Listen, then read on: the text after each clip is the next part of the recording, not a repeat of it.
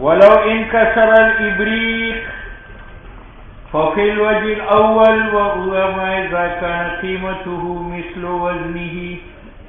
عند أبي حنيفة وأبي يوسف لا يجبر على الفقاق، لأنه لا وجه إلى أن يذهب شيء من الدين، لأنه يسير قاضيا دينه بالجودة على الانفراد، ولا إلى أن يفتكه مع النقصان لما فيه من الضرر. فخيرنا، إن شاء افتكه بما فيه، وإن شاء ضمنه قيمته من جنسه أو خلاف جنسه، وتكون رهنا عند المرتهن، والمكسور للمرتهن بالزمان.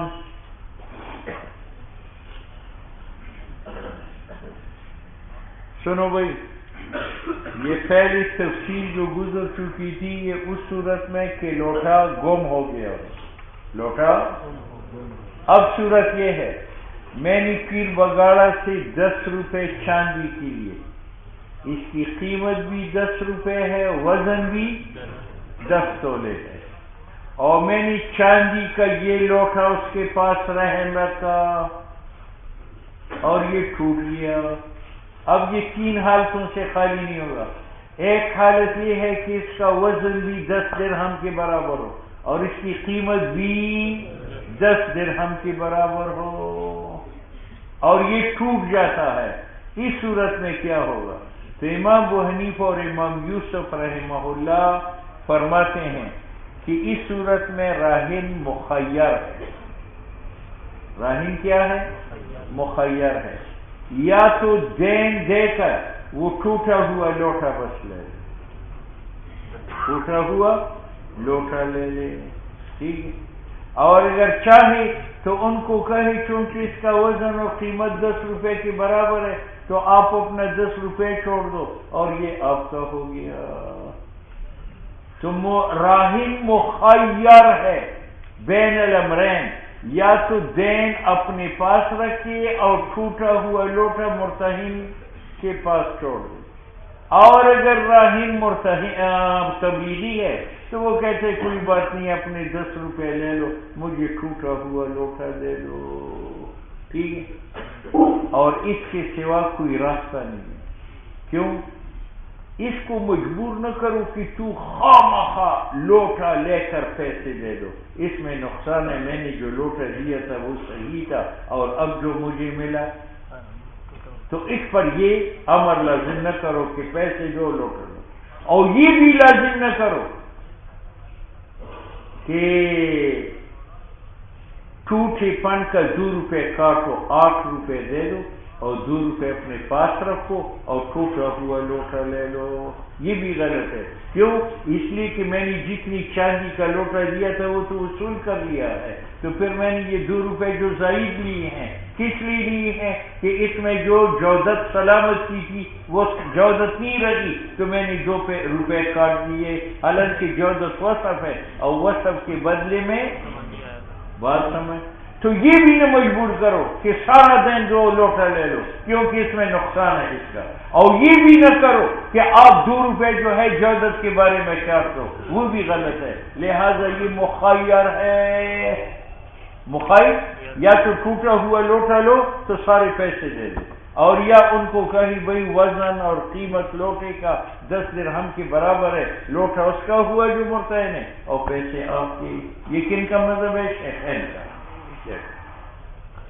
ولو انکسر الابریق، اگر لوٹا ٹوٹ جائے، ففی الوجه الاول، وجہ اول میں کی قیمت مثل وزن کا ہے، یعنی لوٹا وزنن بھی دین کے برابر ہے اور قیمتن بھی برابر ہے، تو شیخین کے نزدیک لا یجبر علی الفقاق، راہن کو مجبور نہ کرو کہ چھوڑاؤ 10 روپے دو، ٹوٹا ہوا لوٹا دو، اس میں راہن کا نقصان ہے. لأنه لا وجہ نہیں ہے ان یذهب شیء من الدین کہ راہن 2 روپے کاٹے. لأنه یسیر قاضی دینه بالجودہ، اس صورت میں اس نے اپنا 2 روپے ادا کر دیے دین کا جودت سے لگے انفراد اولا الا یفتکوا مع نقصان، اور یہ بھی نہ مجبور کرو کہ تم لوٹا واپس لے لو اور 10 روپے واپس کرو دین کا، اچھا مع نقصان، کیونکہ اس میں ضرر ہے راہن پر، نفخیرنا ہم نے اس کو اختیار دیا، انشاء افتکوا بما فیہ، اگر راہن نیک تبلیغی ہے تو ہم کہیں گے یار 10 روپے دو اور ٹوٹا ہوا لوٹا لے لو، اور وہ انشاء ضمنہ قیمتہ، اور اگر چاہے تو مرتہن کو اس لوٹی کی قیمت کا ضامن بنا لے، خواہ قیمت جنس لوٹا سے یعنی چاندی ہو یا خلاف جنس ہو، اور وہ قیمت رہن ہوگی عند المرتہن، دونوں صورتوں میں قیمت جنس سے ہو یا غیر جنس سے ہو، جو ٹوٹا ہوا لوٹا ہے وہ مرتہن کا ہے بے زمان، کیونکہ اس نے اس کی قیمت، بات سمجھ میں آ گئی؟ اچھا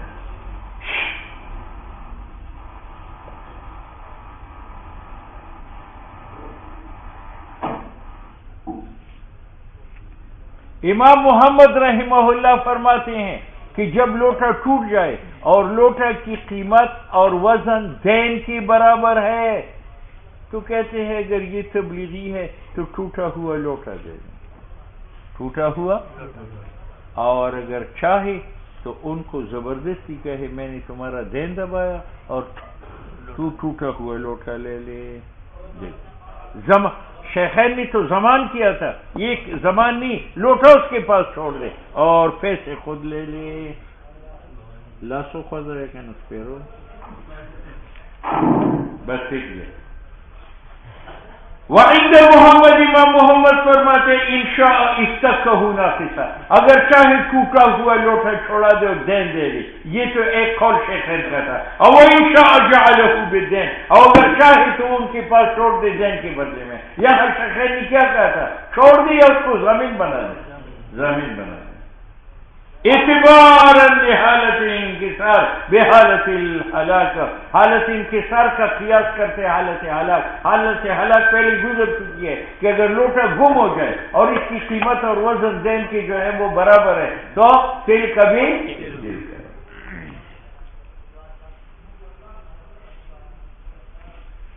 وہذا امام محمد کہتے ہیں یہ میں اس لیے کہتا ہوں لأنه لما تعذر الفکاک مجانا، جب چھوڑانا مرہونی کا مفت یعنی بغیر خاوان کے ٹھیک نہیں ہے تو یہ ایک انکسار بمنزل ہلاک کے ہیں، اور ہلاک حقیقی میں مضمون بے دین تھا یعنی دین کا خطہ بالاجماع نفقضا فیما هو بیمانا ہو، اس انکسار کی صورت میں بھی جو ہلاک کے معنی میں ہے۔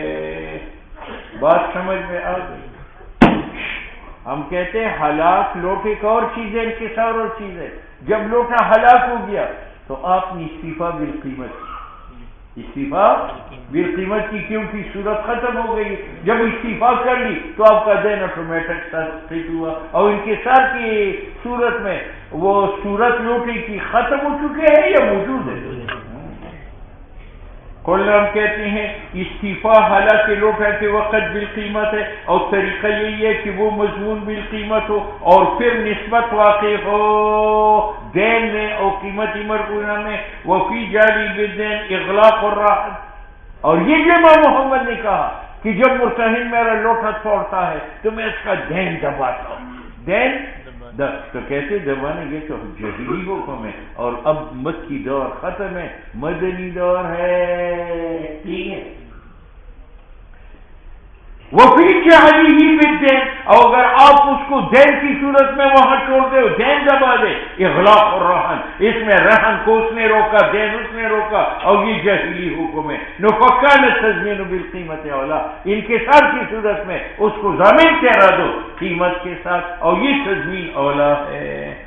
وفی الوجہ الثالث، وفی الوجہ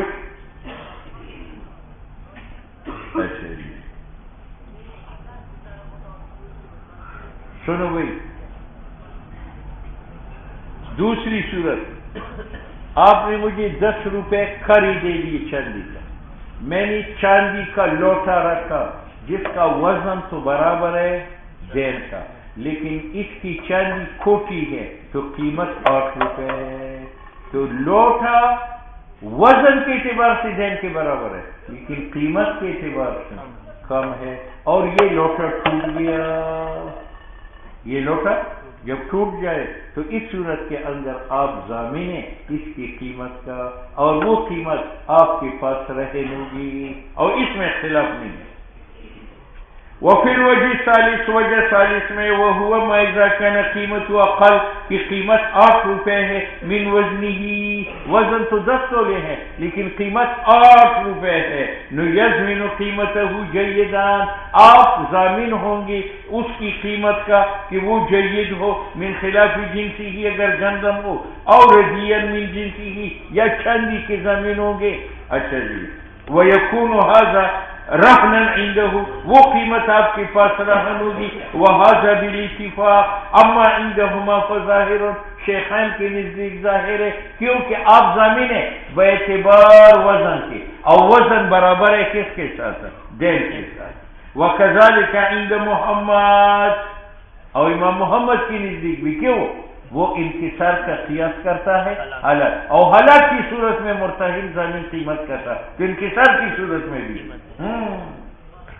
لأنہ، کیونکہ امام محمد رحمہ اللہ جو ہے یا صبر و معتبر کرتے حالت انکسار بے حالت الحلاق، اور حلاق اس کے نزدیک جو ہے بالقیمت ہے۔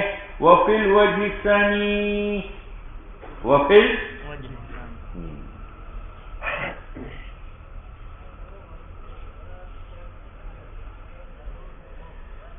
اچھا جی،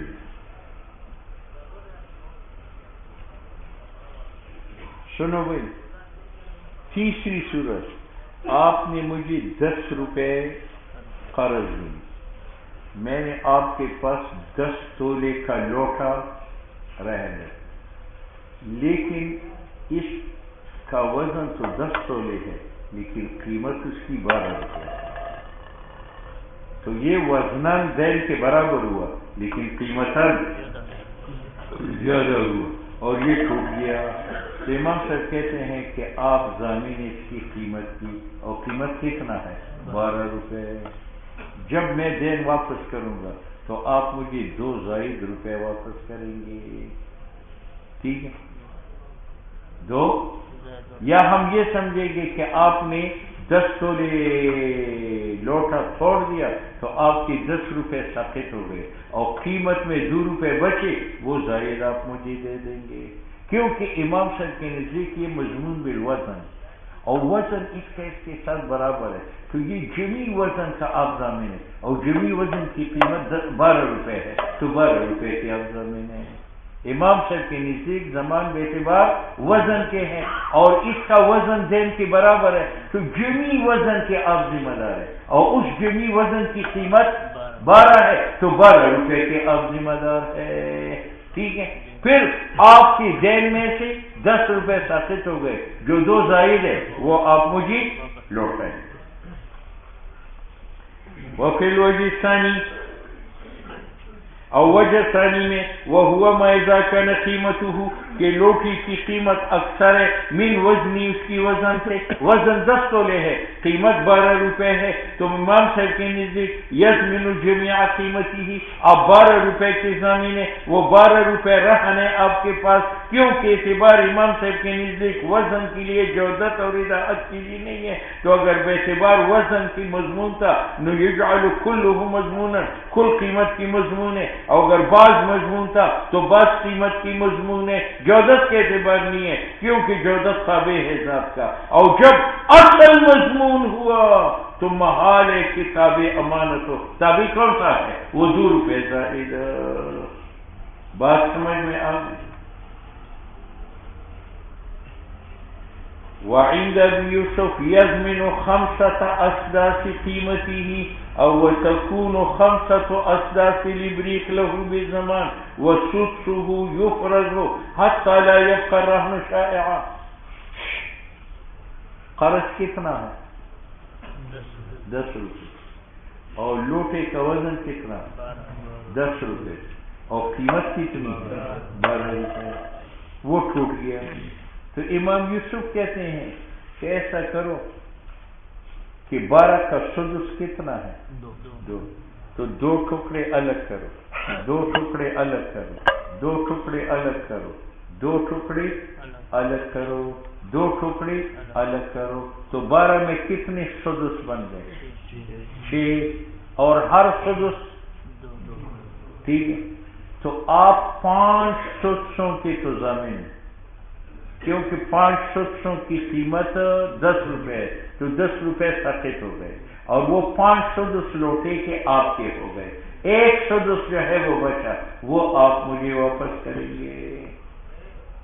قیمت چونکہ 12 روپے ہے، تو 12 روپے سے 5 سدس بناؤ، 1 سدس، 1 سدس، 1 سدس، 1 سدس، 1 سدس، یہ 5 سدس ہو گئے، اور 1 سدس 6 ہو گئے۔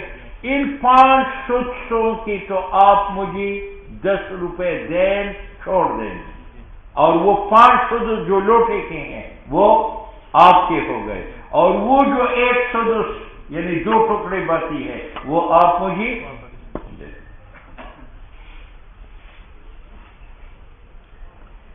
وعند ابی یوسف یزمن، آپ ضامن 5 اسداس قیمت کی جو 10 روپے ہے، اور تکون 5 اسداس لبری، اور لوٹے کے 5 سدس لہو مرتہن کے ہیں، بس زمان کیونکہ اس نے اس کا زمان ادا کیا یعنی دین چھوڑ دیا، وہ سدسہ، اور لوٹے کا 1 سدس جو 2 ٹکڑے ہیں، یفرض، وہ 5 سدسوں سے علیحدہ کرو، کیوں؟ وہ 5 سدس تو مرتہن کے وہ مرہونہ نہیں ہے، اور یہ 1 سدس راہن کے یہ مرہونہ ہے، حتیٰ کہ باقی نہ رہے رہن شائی مشترک غیر رہن کے ساتھ، اور وہ یکون مع قیمتی، یہ سدس اس 5 اسداس کی قیمت کے ساتھ وہ رہنے فعندہ، اس کے نزدیک اعتبار جودت اور رداعت کا آیا، اور وتجعل، اور زیادہ کی قیمت کو بنایا جائے گا کزیادۃ الوزن، کأن وزنہ 12، ہم یہ فرض کریں گے کہ لوٹی کی وزن کتنا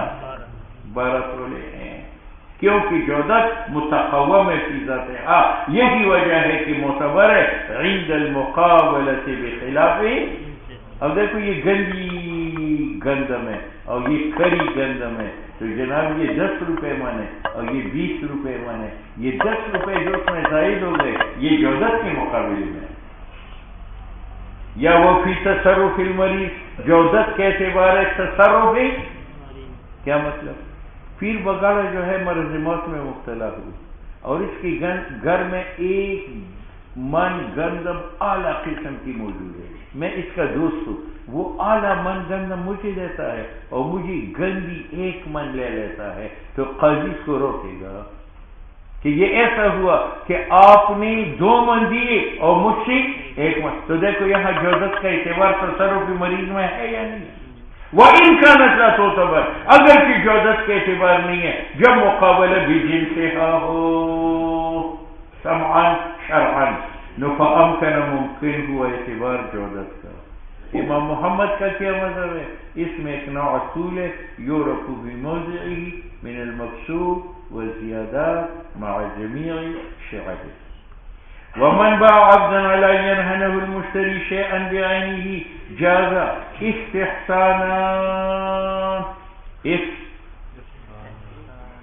اچھا سنو بھائی،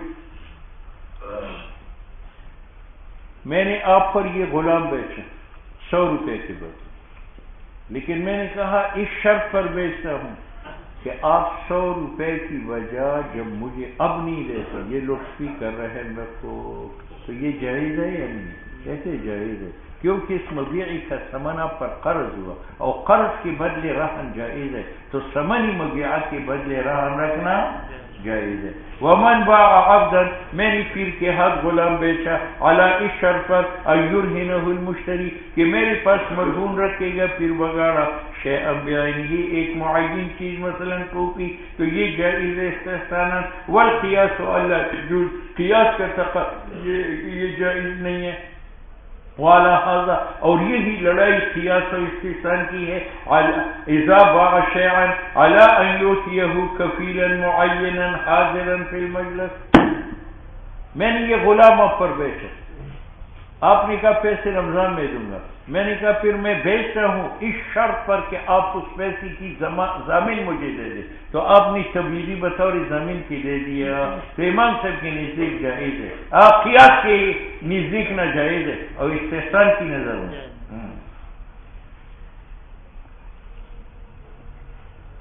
اذا باع شیئا، میں نے غلام بھیجا علی اس شرط پر ان یعطیا کہ مشتری دے گا ہو بائی کو کفیلا معینا جو حاضر فی المجلس ہے، فقبل اور کفیل کفالت قبول کرتا ہے تو قیاس کہتے ہیں یہ ناجائز ہے.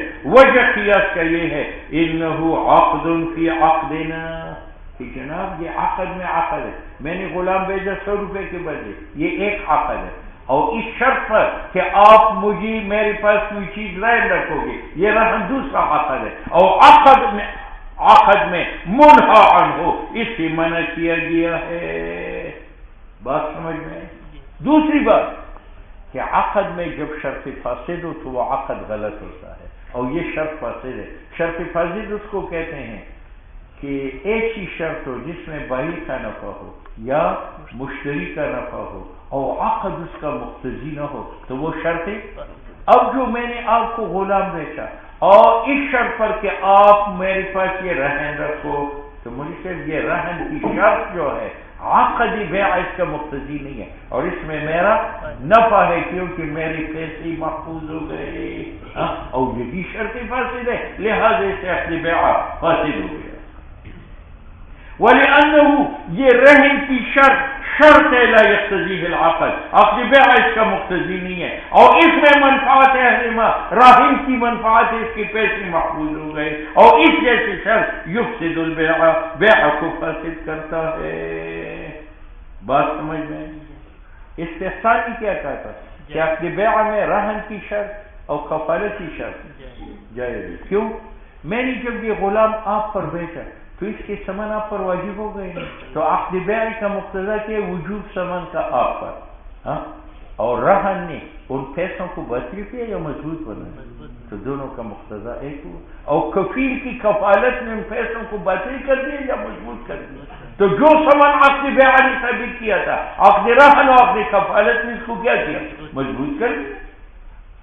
وجہ استحسان کا یہ ہے انہو شرط یہ رہن اور کفیل کی شرط ملائم موافق ہے عقد بیع کے ساتھ کیونکہ کفالہ اور رہن یہ اسی ساتھ ثمن کی مضبوط کرنے کے لیے ہے اور یہ ملائم ہے وجوب ثمن کا جو عقد بیع سے آیا تھا.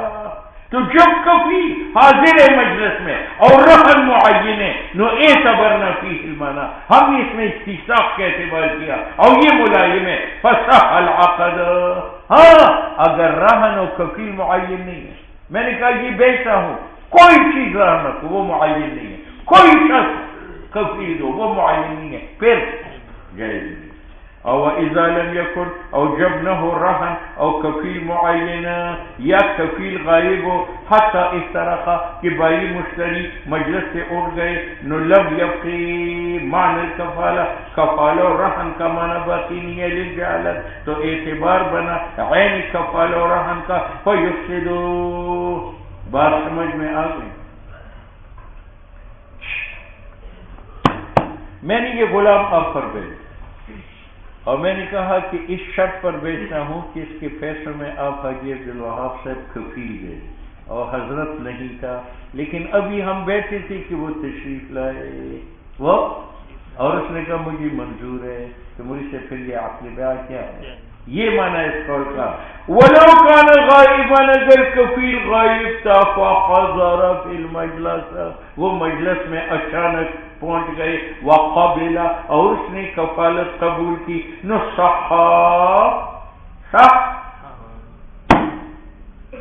اور مثلا میں نے یہ غلام بیچا پھر بگاڑے پر اور اس کے ثمن میں اس سے رہن مانگا کہ یہ چیز میرے پاس رہن رکھو، اس نے کہا دے دوں گا. اب غلام تو اس نے لے لیا، میں نے کہا وہ مرہون دو، اس نے کہا نہیں لیتا تو میں مجبور نہیں کر سکتا کیونکہ بھی رہن تام نہیں ہے. رہن کب تام ہوگا؟ میرے قبض سے اور ابھی قبض آیا نہیں ہے. وَلَوْ امْتَنَعَ الْمُشْتَرِي اگر پھر بگاڑ انکار کری تسلیمی مرہونہ سے لم یجبر علیہ وقال ظفر بابا یجبر. کیوں؟ اس لیے کہ رہن جب شرط ہے اب بیع کے اندر تو یہ بیع کی حقوق میں سے بنا اور بیع کام ہے تو اس کی حقوق بھی کام ہے. رہنا اذا شرط فی البیع رہن جب شرط ہوا بیع میں نصار حقا من حقوقه کالوکالت المشروطہ فی الرہن جیسے وکالت مشروطہ فی الرہن. وکالت مشروطہ فی الرہن یہ ہے میں نے پیر سے 100 روپے لیے قرض اور اس کے پاس یہ خر رہن رکھا اور رکھتے وقت میں نے تبلیغی کو وکیل بنایا کہ رمضان کی پہلی تاریخ کو میں پیسے نہ دوں تو تم اس کو بیچو. ٹھیک ہے تو مجھ سے وہ بیع لازم ہے رہن لازم ہے تو وہ توکیل بھی اگر میں پہلی تاریخ کو پیسے نہ پہنچائے تو وکیل اس کو بیچ سکتا ہے. یہ ہے کل وکالت المشروط نو فیلزم ہو بے لازمی تو یہ رہن لازم ہے بس وہ لزوم عقد بیع کے. ٹھیک ہے ہم کیا کہتے ہیں کہ رہن راہن کا احسان تو یہ ہبہ کی طرح ہے اور ہبہ بغیر قبض کی تاب نہیں ہے تو رہن بغیر قبض مرہون کے ولنا ونحن نقول ان رہن عقد احسان ہے راہن کی طرف سے علامہ بینا اور عقد احسان بغیر قبض کی تاب نہیں ہے. ولا جبر علی التبرعات اور عقد تبرع پر آپ عاقد کو مجبور نہیں کر سکتے. ہاں ایک بات ہے جب میں نے کہا یہ خر بیچتا ہوں 100 روپے ادھار پر بشرطے کہ اب یہ رہن رکھے آپ نے خر قبضہ کیا اور بعد میں انکار کیا تو آپ کو مجبور نہیں کیا جا سکتا کہ رہن دو. البتہ میں مخیر ہوں چاہوں تو عبد دوں چاہوں تو میں عبد واپس کروں کہ میں نہیں بیچتا. لیکن البائع بالخیار بائی مخیر ہے انشاء رغبیہ بہتر کے رہن اگر چاہے تو رضامند ہو جائے ترک مرہونہ کے ساتھ وہ انشاء اگر چاہے تو مبیع کو پنچر کرے. ٹھیک ہے کہتے بھائی کو فسخ بیع کے اختیار کیوں ہے کہتے اس لیے ہے کہ مرہون ایک مرغوب فی شے ہے باعث میں رغبت کرتا ہے کہ اس کی وجہ سے میری ثمن محفوظ ہے تو جب تک یہ وصف مرغوب فی ہے وہ مبیع دے گا اور اگر وصف مرغوب فی فوت ہو جائے تو یہ مبیع روک سکتا ہے.